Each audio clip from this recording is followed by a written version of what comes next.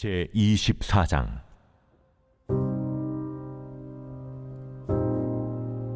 아홉째 해 열째 달 열째 날에 여호와의 말씀이 내게 임하여 이르시되, 인자야, 너는 날짜 곧 오늘의 이름을 기록하라. 바빌론 왕이 오늘 예루살렘에 가까이 왔느니라. 너는 이 반역하는 족속에게 비유를 베풀어 이르기를, 주 여호와께서 이같이 말씀하시기를, 가마 하나를 걸라. 건 후에 물을 붓고 양떼에서 한 마리를 골라 각을 뜨고 그 넓적다리와 어깨 고기의 모든 좋은 덩이를 그 가운데에 모아 넣으며 고른 뼈를 가득히 담고 그 뼈를 위하여 가마 밑에 나무를 쌓아 넣고 잘 삶되 가마 속에 뼈가 무르도록 삶을지어다. 그러므로 주 여호와께서 이같이 말씀하셨느니라. 피를 흘린 성읍 녹슨 가마, 곧 그 속에 녹을 없이 하지 아니한 가마여 화 있을진저 제비 뽑을 것도 없이 그 덩이를 하나하나 꺼낼지어다. 그 피가 그 가운데 있으며 피를 땅에 쏟아 티끌이 덮이게 하지 않고 맨 바위 위에 두었도다. 내가 그 피를 맨 바위에 두고 덮이지 아니하게 함은 분노를 나타내어 보응하려 함이로라. 그러므로 주 여호와께서 이같이 말씀하셨느니라. 화 있을진저 피를 흘린 성읍이여, 내가 또 나무 무더기를 크게 하리라. 나무를 많이 쌓고 불을 피워 그 고기를 삶아 녹이고 국물을 졸이고 그 뼈를 태우고 가마가 빈 후에는 숯불 위에 놓아 뜨겁게 하며 그 가마에 놋을 달궈서 그 속에 더러운 것을 녹게 하며 녹이 소멸되게 하라. 이 성읍이 수고함으로 스스로 피곤하나 많은 녹이 그 속에서 벗겨지지 아니하며 불에서도 없어지지 아니하는도다. 너의 더러운 것들 중에 음란이 그 하나이니라. 내가 너를 깨끗하게 하나 내가 깨끗하여지지 아니하니 내가 내게 향한 분노를 풀기 전에는 내 더러움이 다시 깨끗하여지지 아니하리라.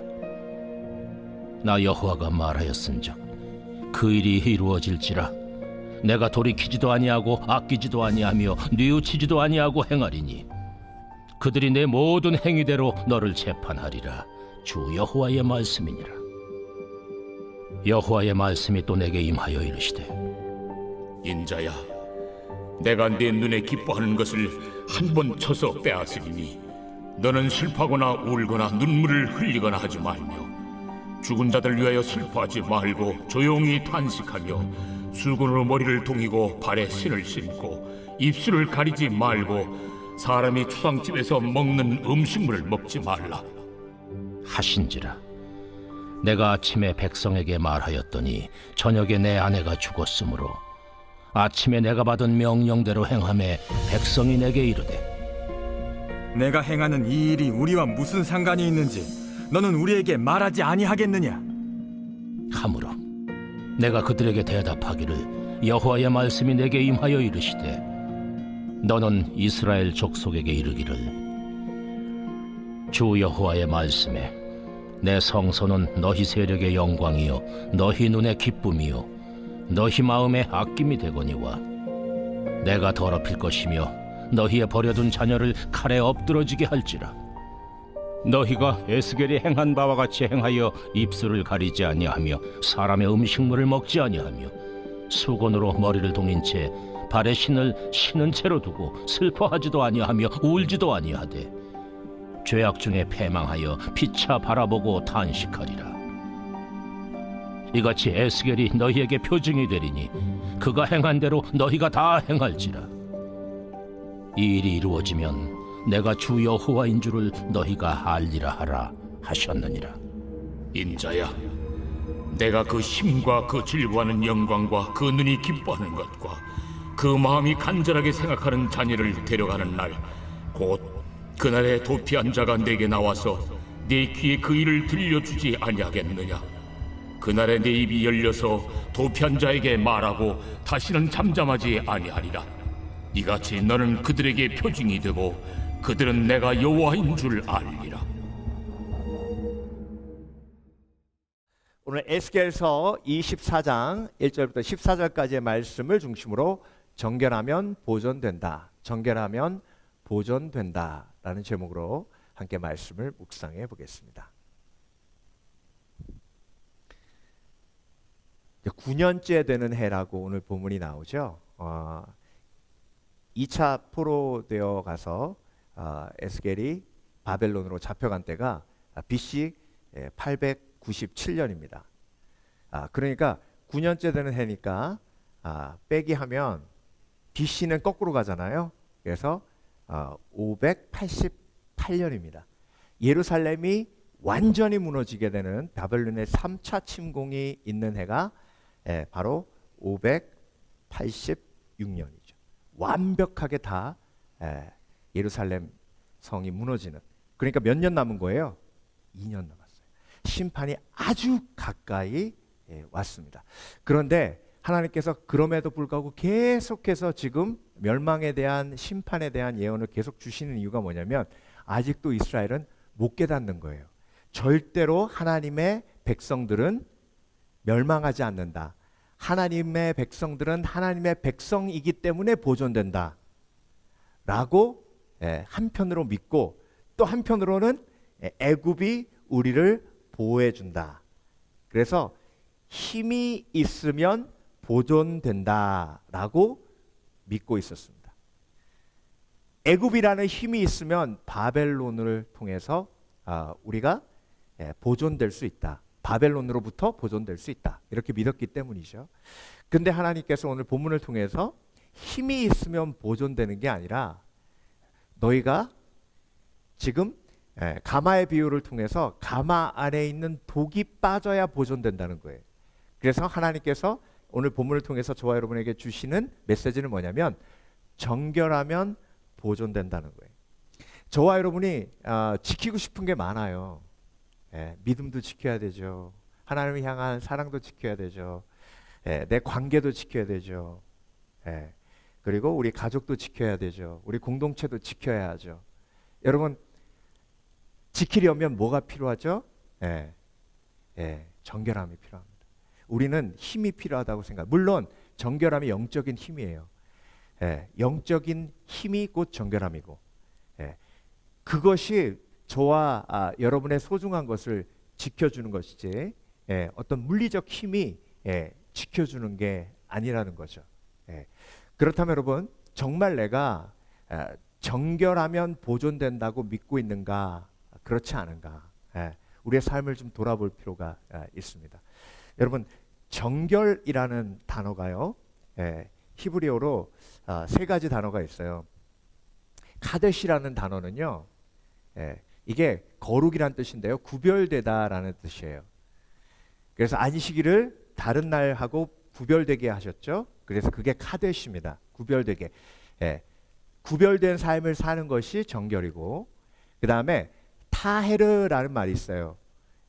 이 타헤르라는 정결이라는 말은 하나님께 나아갈 수 있는 상태를 타헤르라고 얘기합니다. 하나님께 나아갈 수 있는 정결한 상태를 타헤르라고 하고, 그리고 하나님께 나아갈 수 없는 상태를 타헤르가 갖춰지지 않은 상태라고 얘기하죠. 그리고 마지막으로 바라르라는 정결이라는 단어가 있는데, 이 단어는 점진적으로 정결해지는 것을 의미합니다. 그래서 이렇게 설명드리면 쉬워요. 14K는 여러분 불순물이 몇 번 빠진 거죠? 14번 빠진 겁니다. 14번 정제한 게 14K고요. 18K는요. 18번 불을 통과한 게 18K예요. 그러니까 바라르는 내가 회개하면 회개할수록 하나님 앞에 더 정결해지고 깨끗해지고, 그래서 더 순수해지는 것. 바라르가 하나님께 나아갔을 때 얼마만큼 내 마음이 평안한가를 표현해 주는 단어예요. 이게 정결입니다. 가장 중요한 개념이 바라르의 개념이에요. 저와 여러분의 삶 속에서 얼마만큼 내가 하나님 앞에 정결하게 매일매일 나아가는가. 여러분 하루만 샤워 안 해도 냄새 나잖아요. 그렇죠? 제가 어떤 선배가 책을 줘가지고 그걸 읽다가 중국 사람들이 왜 머리를 안 감는지 알게 됐어요. 그 전에는 저는 어떻게 알고 있었냐면 중국 사람들이 머리를 감으면 한의학이 발달된 곳이잖아요. 기가 빠진다고 믿는데요. 그래서 머리를 감으면 기가 빠져가지고 건강에 안 좋다고 머리를 안 감는 줄 알았어요. 그랬더니 또 한 가지 이유가 있더라고요. 특히 중국 사람들이 언제 머리를 제일 안 감냐면 설날 때, 명절 때 안 감는데요. 머리를 감으면 복이 나간다고 생각해가지고, 그래서 머리를 안 감는 이유가 거기에 있다고 들었거든요. 그러니까 안 감으면 안 감을수록 그들은 더 건강하다고 생각하는 거예요. 근데 여러분, 영적으로는 어떻죠? 매일매일 회개하지 않으면 내 영혼이 깨끗해지지 않아요. 이게 바라르란 개념을 하나님께서 저와 여러분에게 주신 이유가 있어요. 매일매일 샤워하는 것, 매일매일 주 앞에 내가 죄를 자복하는 것. 그렇지 않으면 그 죄가 내 속에서 뭐가 돼요? 오늘 본문에 나와 있는 것처럼 독이 돼요. 그래서 오늘 본문의 가마의 비유의 핵심은 뭐냐면 그 가마 속에 뭐가 있는 거예요? 독이 있는 거예요. 독. 그래서 그 독이 해독되지 않으면 아무리 그 가마 속에 귀한 음식을 집어넣고 그 음식을 요리해도 그 음식이 다 어떻게 되는 거예요? 다 쓸모없어지는 거예요. 자, 그래서 여러분, 정결하면 보존된다는 그런 메시지를 하나님께서 저와 여러분에게 주세요. 그래서 더러우면 보존될 수 없어요. 지켜줄 수 없어요. 깨끗하지 못하면 잃어요. 깨끗하지 못하면 심판에 빠져요. 깨끗하지 못하면 상실돼요. 깨끗하지 못하면 병들어요. 자, 정결하다는 것은 독이 빠지는 걸 의미해요. 자, 그렇다면 독이 빠지면 보존돼요. 뭐가 보존돼요? 가치가 보존됩니다. 가치가 보존돼요. 그래서 저와 여러분이 힘이 있어야 가치 있는 삶을 사는 게 아니라 정결하면 가치 있는 삶을 사는 거예요. 특별히 내 속에 독이 빠지기 시작하면 그 사람이 그 영혼이 가치 있는 삶을 살게 돼요. 자, 6절 보겠습니다. 그러므로 주 여호와께서 이같이 말씀하셨느니라. 피를 흘린 성읍 녹슨 가마 곧 그 속에 녹을 없이 하지 아니한 가마여 화 있을진저. 왜 화 있어요? 가치를 잃기 때문에 화가 있어요. 제비 뽑을 것도 없이 원래 공동체가 함께 큰 가마 속에 고기를 넣고 삶으면 그 중에 맛있는 부위 있죠. 좋은 부위 있죠. 그럼 그건 누가 가져요? 제비 뽑아서 나눠 갖는 거예요. 그런데 제비 뽑을 것도 없어요. 왜? 그 덩이를 하나하나 꺼내는데 그 가마가 녹이 슬었기 때문에 그 덩이를 먹을 수 있어요? 없어요? 없어요. 그러니까 그 안에 있는 고기는 아무리 좋은 고기라고 하더라도 다 쓸모없는 고기가 된 거예요. 그래서 다 버려야 돼요. 하나님이 그 가마의 비유를 통해서 예루살렘 성이 그렇다는 거예요. 예루살렘 성에 죄악이 관영했기 때문에 그 속에 아무리 좋은 것을 다 집어넣어도 가치를 다 잃고 쓰레기가 돼버린다는 거예요. 저와 여러분이 정결해야 하는 이유가 바로 거기 있습니다. 우리의 마음이 정결하지 않으면요, 내 입으로 들어오는 것이 아무리 깨끗해도 그 모든 것이 다 내 속에 들어오면 더러워져 버려요. 내 속에 있는 독이 해독되지 아니하면 결코 내 삶의 존귀함이 회복되지 않습니다. 그렇게 되기 위해서는 예수 그리스도의 십자가의 은혜밖에 없어요. 여러분, 아무리 우리가 노력한다고 해도 우리의 죄 문제가 해결되지 않습니다. 그렇게 될 수가 없어요. 그렇기 때문에 예수 그리스도의 십자가의 은혜가 나에게 임하면 내 속에 정결함이 임하고 그 정결함의 크기가 존귀함의 크기예요.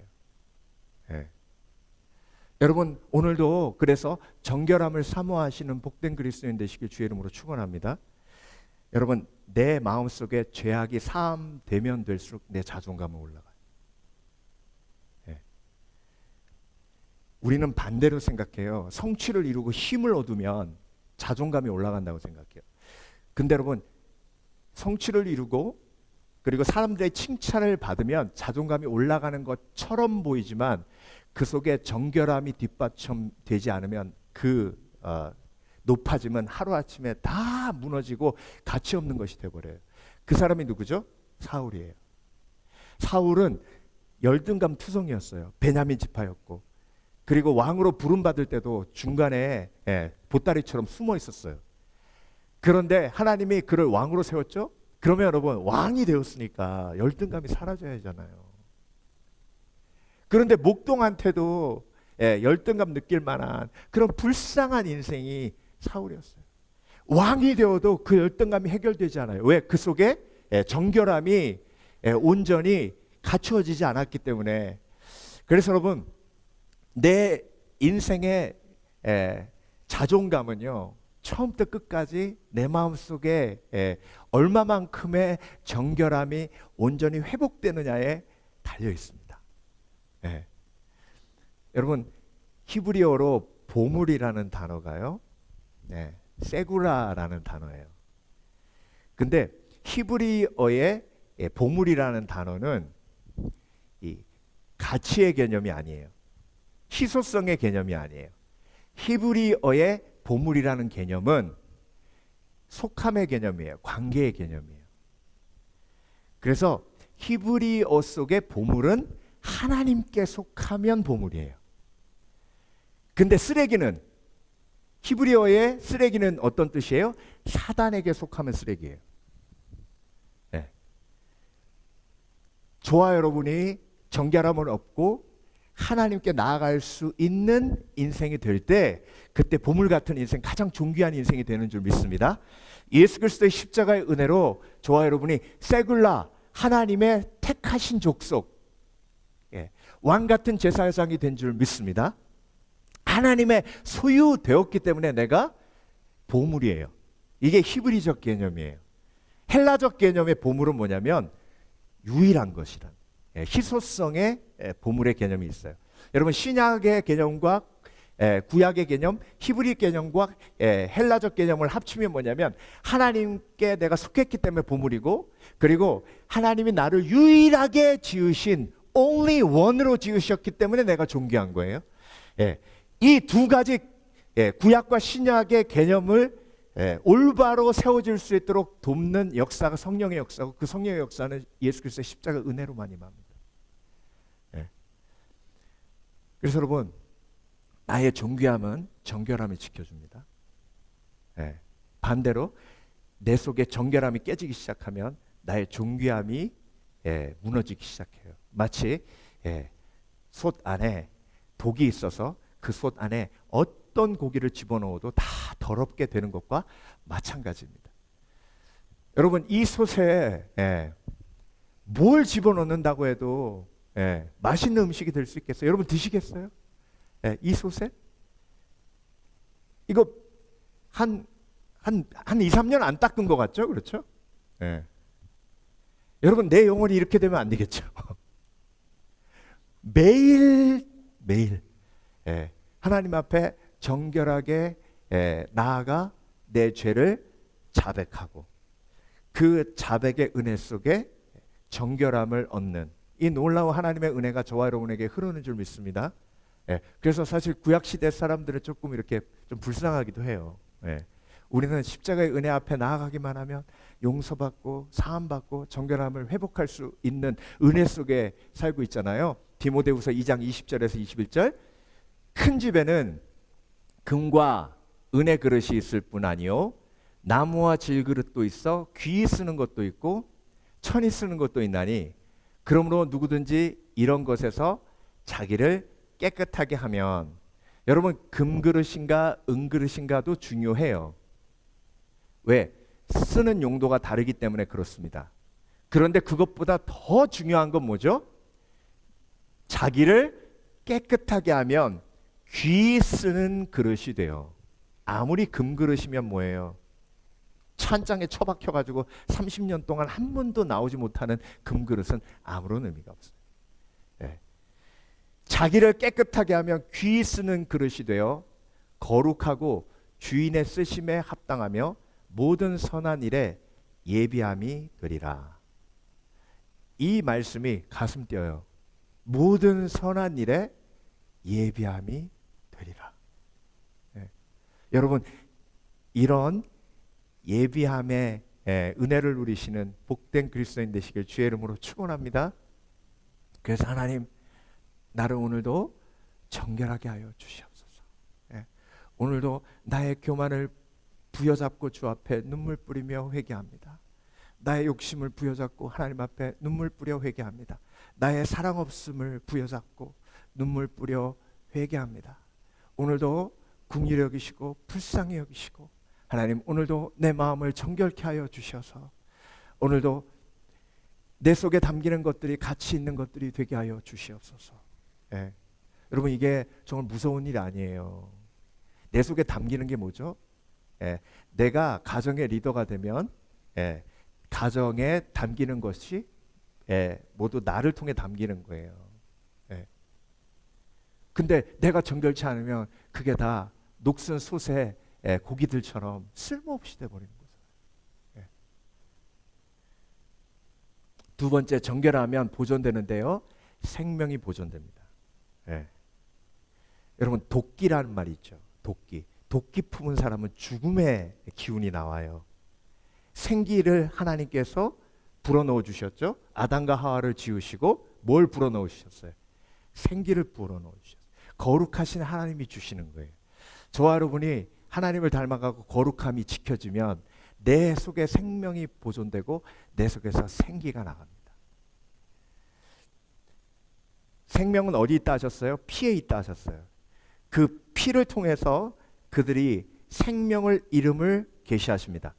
7절에 그 피가 그 가운데에 있음이며 피를 땅에 쏟아 티끌이 덮이게 하지 않고 맨 바위 위에 두었도다. 여러분, 바위가 회색이잖아요. 그 위에다가 빨강색을 탁 피를 뿌리면 이게 보색이에요. 빨강의 보색이 회색이잖아요. 빨강의 보색이 회색이에요. 회색 바위 위에 피를 뿌리면 피가 제일 잘 보여요. 하나님이 성 앞에다가 바위 위에다가 피를 뿌려 놓으셨대요. 그건 죽음을 계시하시는 거예요. 예. 독이 빠져나가지 않으면 그 독이 결국 뭘 불러들여요? 죽음을 불러들여요. 예. 그래서 그게 내 속에 정결함이 깨어지기 시작하면 내 숨에서 도끼가 나가요. 예. 여러분, 이게 얼마나 끔찍한 일이에요. 그러니까 우리가 정결해야 하는 이유가 바로 거기에 있습니다. 내가 정결하면 성령께서 나를 통해 생기가 나가게 하실 줄 믿습니다. 예. 그래서 나와 대화하는 사람이 생기를 얻게 하실 줄 믿습니다. 예. 12절, 이 성읍이 수고함으로 스스로 피곤하나 많은 녹이 그 속에서 벗겨지지 아니하며 불에서도 없어지지 아니하는도다.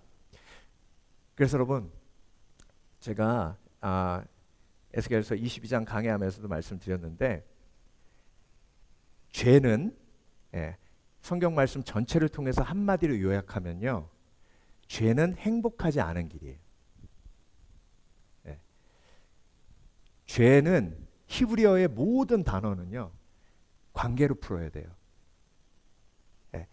히브리어의 모든 단어를 관계로 풀지 않으면 히브리어의 의미를 제대로 몰라요. 관계로 풀지 않으면 죄는 범법이에요. 규칙을 이기는 거거든요. 그 규칙을 이기는 걸로 죄의 의미를 다 품을 수 없어요. 자, 죄를 지음으로 누가 아파하세요? 하나님이 아파하시죠. 그런데 법의 개념으로는 그 하나님의 아픔을 표현할 수가 없어요. 그렇기 때문에 하나님이 죄에 대해서 설명하시면서 오늘 본문에 오올라와 오올리바 얘기하시면서 음란에 관해서 말씀하신 게 거기에 있어요. 그래서 여러분, 죄는요, 행복하지 않은 길이에요. 왜 행복하지 않아요?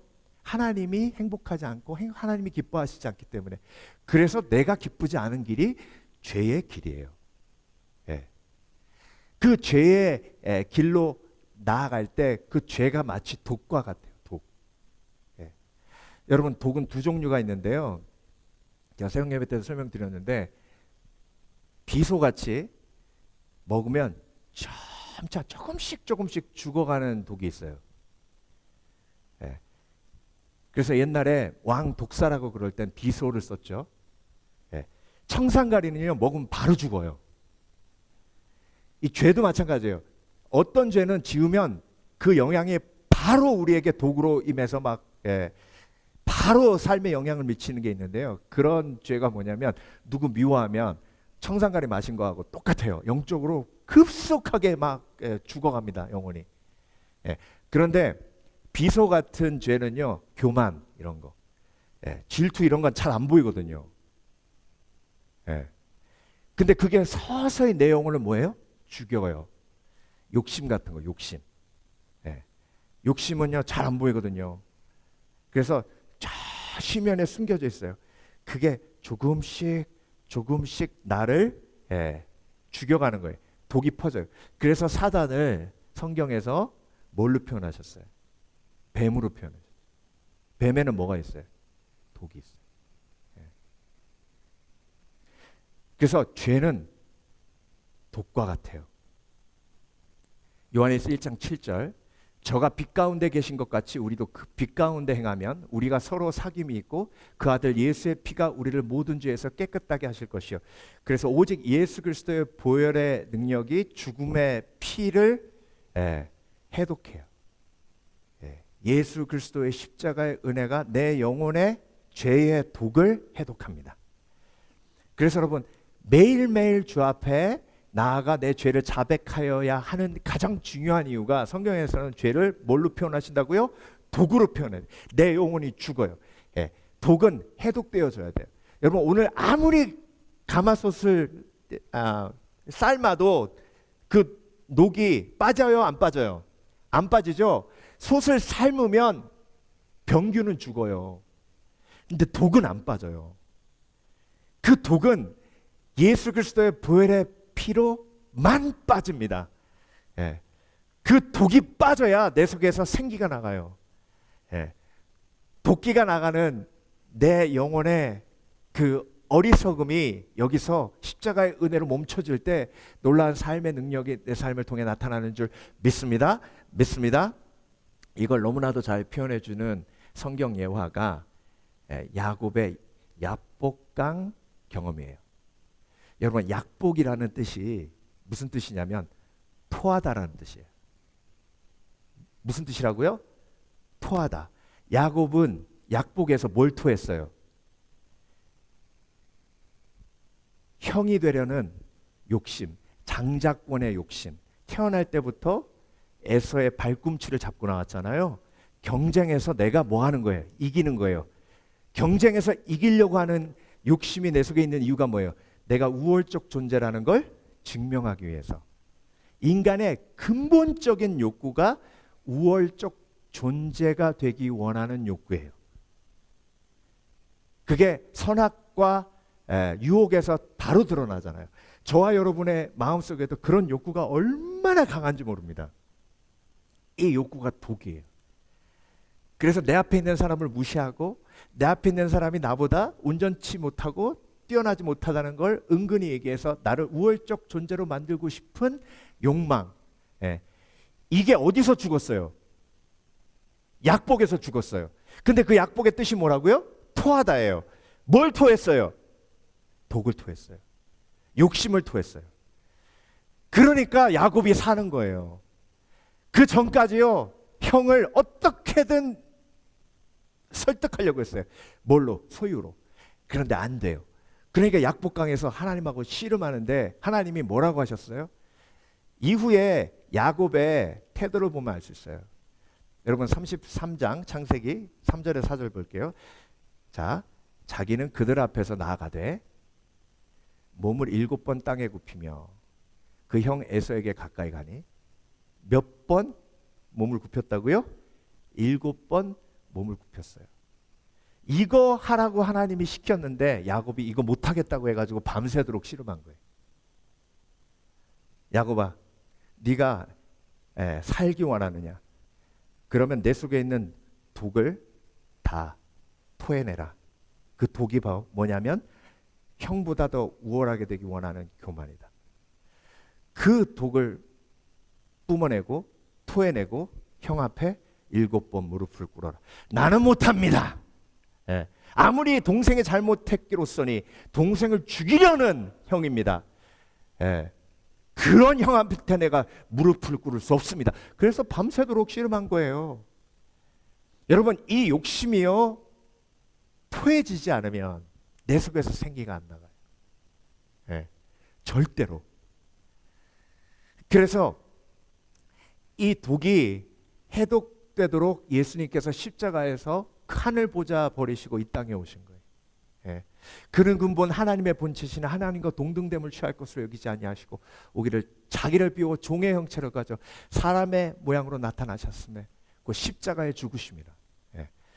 그러니까 여러분, 내가 우월적 존재가 되기 원하는 욕심을 내려놓고 섬기고 낮아지는 예수 그리스도의 본을 내 속에 담기 원하는 열정이 있을 때 그게 정결이고, 예, 그때 내 속에 뭐가 빠져요? 독이 빠져요. 예. 여러분, 눈에서 도끼 나오는 사람은요, 경쟁심에, 예, 야곱같이, 예, 내가 뛰어난 걸 증명해야만 직성이 풀리는 사람들은 눈에 도끼 나와요. 예. 그런데 낮아지고 섬기면 생명, 생기가 나와요. 예. 목사님, 그러면요 사람들이 개무시해요. 예. 맨날 섬기고 막 그냥 네네 하고 그러면, 여러분, 그게 십자가 정신이잖아요. 그는 근본 하나님의 본체시나 하나님과 동등됨을 취할 것으로 여기지 아니하시고. 예. 그 전에 뭐라고 말씀하셨어요? 남을 나보다 뭐하라? 낮게 여기라 라고 말씀하셨잖아요. 그게 빌립보서 2장 말씀의 핵심이에요. 그래서 여러분, 정결하면 보존되는데요, 뭐가 보존되죠? 생명이 보존되죠. 내 가치가 보존됩니다. 그런데 그 가마 안에 독이 빠지지 않으니까 생명도 다 날아가 피가 낭자한 예루살렘 성이 되고, 그리고 그렇게 아름답고 귀한 예루살렘 성전의 가치가 하루아침에 다 무너져 그냥 쓰레기 같은 예루살렘이 되어버렸어요. 마지막으로 정결하면 뭐가 보존되냐면요, 평안이 보존됩니다. 그래서 이 평안에 민감하신 분들은요, 내 속에 죄가 들어왔는지 금방 알아요. 아, 내가 평안이 깨졌다. 아, 왜 이렇게 불안하지? 아, 내가 평안이 깨졌다. 왜 이렇게 걱정 근심이 막 내 마음과 영혼을 사로잡지? 그러면 뭐가 들어온 거예요? 내 속에 죄가 들어온 거예요. 죄 중에 가장 중요한 죄가 불신앙, 믿지 못함이에요. 에스겔서 24장 12절. 이 성읍이 수고함으로 스스로 피곤하나 많은 녹이 그 속에서 벗겨지지 아니하며 불에서도 없어지지 아니하노도다. 수고하고 피곤하고, 수고하고 무거운 짐진 자들아 다 내게로 오라 하셨죠. 내가 너희를 쉬게 하리라. 그 마음속에 온전한 믿음이 없고 불신앙이 가득해. 그 녹이 그 속에서 벗겨지지 않아요. 여러분, 이 걱정 근심이란 독은요, 아무리 노력해도 이게 벗겨지질 않죠. 그렇죠? 이 걱정 근심이란 독은 십자가의 은혜로 해독돼야 되는 거예요. 내가 노력해서 해결되지 않습니다. 여러분, 걱정 근심 이기시기 위해서 얼마나 노력하셨습니까? 그렇죠? 책도 읽어보고 막 명상도 해보고. 그런데 그거 갖고 안 돼요. 아무것도 염려하지 말고 오직 기도와 간구로 너희 구할 것을 감사함으로 하나님께 아뢰라. 그리하면 모든 지각에 뛰어나신 하나님의 평강이 너의 마음과 생각을 지키시리라 하셨죠. 그런데 주 앞에 간구할 때, 기도할 때에 그때 내가 내 속에 있는 모든 죄를 고하며 정결함이 나에게 임했을 때, 정결함이 나에게 임하는 순간 하나님께서 나에게 주시는 가장 큰 선물이 평안이에요. 그래서 기도는 언제까지 하는 거냐면 평안할 때까지. 하나님, 내가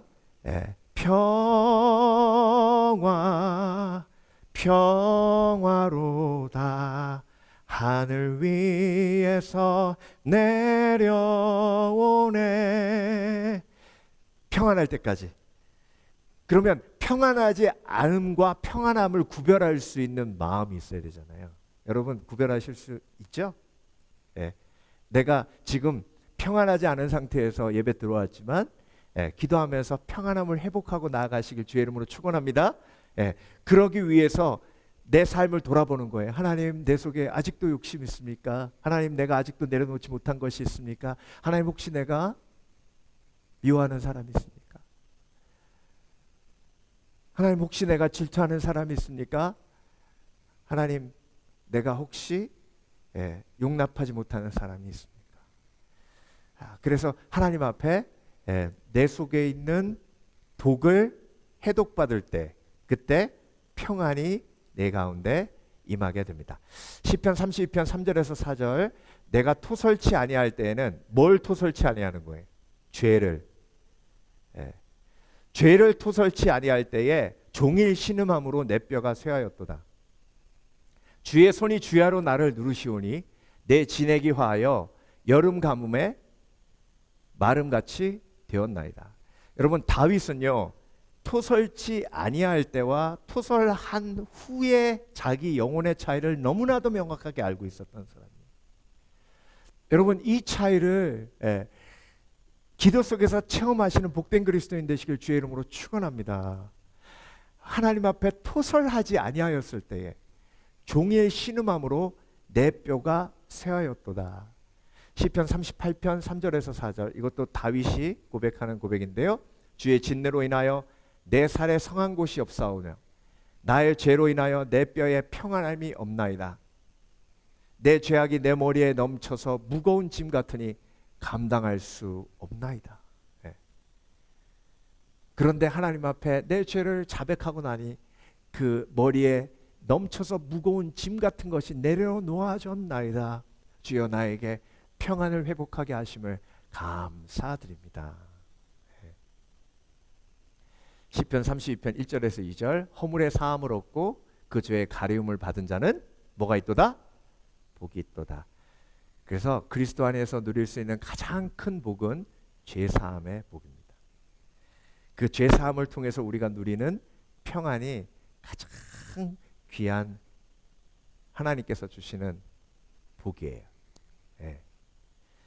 실리콘밸리에 여러분, 로블록스라는 게임은요, 아이들을 위한 게임이라 어른들은 잘 모르실 거예요. 근데 로블록스라는 게임이 얼마나 유명한 게임이냐면 코스코에 가서 가장 많이 팔리는 기프트 카드 중에 하나가 로블록스 게임 기프트 카드예요. 그만큼 유명한 게임이거든요. 그 게임을 만드는 프로젝트 매니저가 한국 사람이에요. 김혜진 집사님. 그만큼 사회적으로 성공했어요. 모든 사람들이 우러러보는 그런 사회적으로 성공한 사람이 됐습니다. 그런데 김혜진 집사님이 어렸을 때 가정폭력 피해자예요. 아버지가 아주 엄청난 그런 폭력적 언어를 사용하신 분이에요. 그래서 그 영향이 결혼한 후에 이제 나타나기 시작하는데요. 유산을 5번 했어요. 아이가 둘인데 유산을 5번 했어요. 그리고 우울증, 불면증, 공황장애 때문에 결혼 생활이 제대로 이어지질 않는 거예요. 그래서 남편이 너무 고통스러워서 정말 포기하고 싶었대요. 이게 남편 간증인데요. 남편이 그래서 그 포기하고 싶은 마음으로 하나님 앞에 나아간 거예요. 하나님, 정말 이 여자랑 사는 게 너무 고통스럽고 너무 아프고 너무 힘듭니다. 제가 도저히 감당할 수 없습니다. 하나님, 내려놓으면 안 됩니까? 그랬더니 하나님이 응답을 주시는데 뭐라고 질문하셨냐면, 복음이 뭐냐? 물어보시더래요. 복음이 뭐냐? 예수님이 나를 사랑하셔서 나를 위해 죽으신 게 복음입니다. 맞다.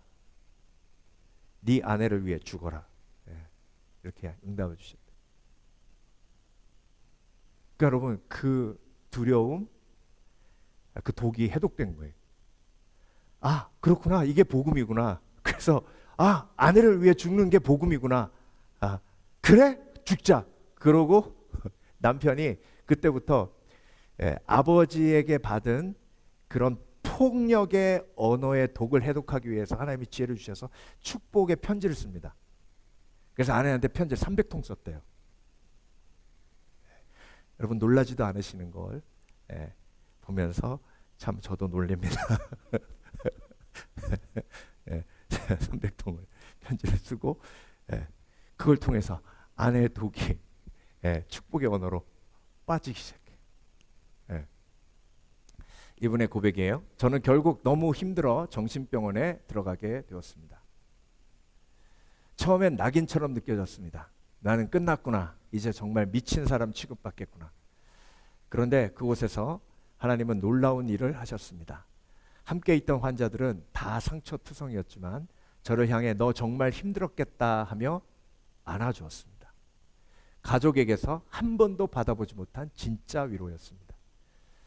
전화 부스에서 어떤 아이가 엄마에게 전화를 했는데 돌아온 말은 너는 수치다.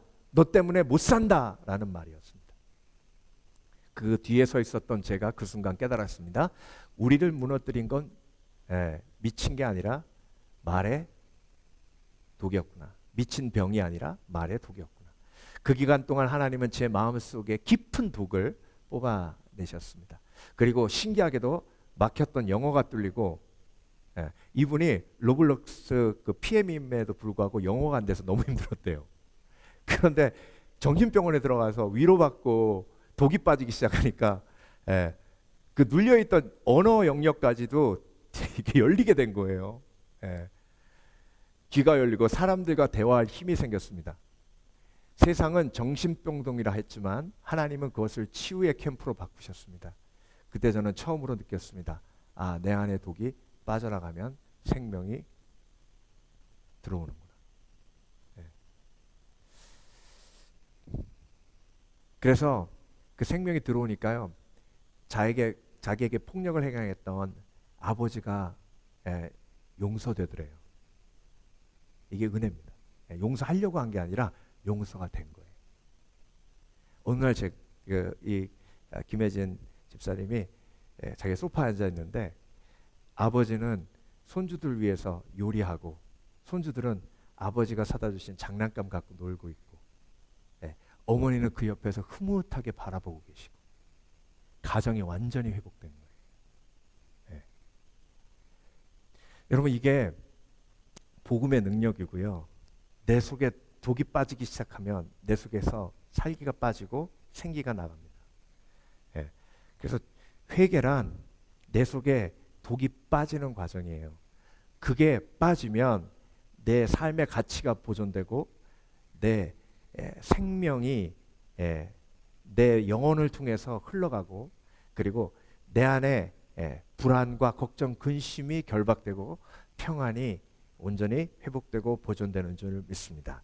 오늘도 내 삶을 하나님께서 스스로 보여주시고 그 속에 있는 독을 보여주시면 그 독을 예수 그리스도의 은혜로 해독하셔서 정말로 귀하게 쓰임받는 온전한 그릇이 되는 복된 그리스도인 되시길 주의 이름으로 축원합니다. 축원합니다. 기도하겠습니다.